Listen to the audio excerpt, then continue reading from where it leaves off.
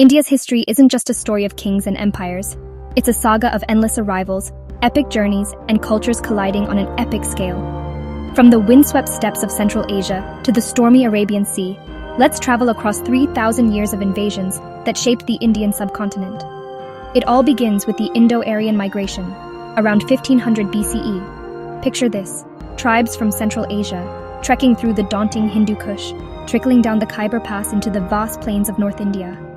They didn't come as conquerors with swords drawn, but as migrants, bringing with them the seeds of the Vedic civilization, Sanskrit rituals, the earliest Hindu philosophies.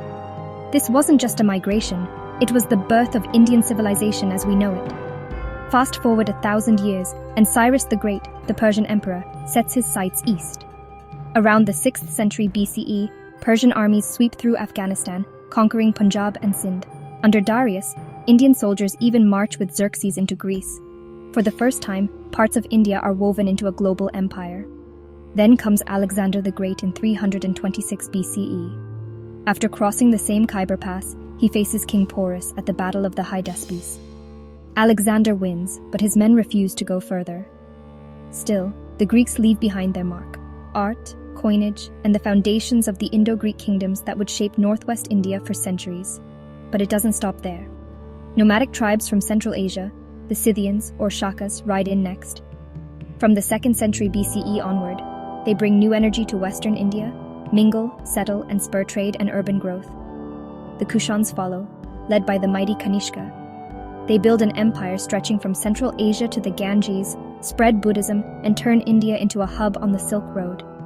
But the tides turn with the Hunas, the White Huns, who sweep through the northwest in the 5th century CE, toppling the Gupta Empire and plunging India into chaos, setting back its classical golden age.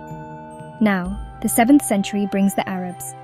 Muhammad bin Qasim arrives in Sindh, introducing Islam to the subcontinent and opening new chapters in Indian history. The next waves come from the northwest: Mahmud of Ghazni, then Muhammad Ghori. Ghazni raids, Ghori conquers, and the Delhi Sultanate rises, shifting the balance of power for centuries.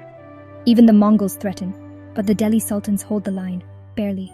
Timur the Lame storms in, leaves Delhi in ruins, and weakens the Sultanate just in time for Babur, from distant Fergana, to swoop in after the Battle of Panipat in 1526. The Mughal Empire is born, and for the next 300 years, it dominates the subcontinent. But the story isn't just about land invasions. Across the sea come Arab traders, Portuguese guns, Dutch merchants, French ambitions, and finally, the British East India Company.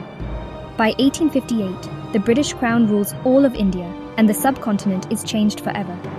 So next time you look at a map of India, remember, each border, city, and tradition carries whispers of migrations, conquests, and 1,000 crossroads, where East met West and history was made.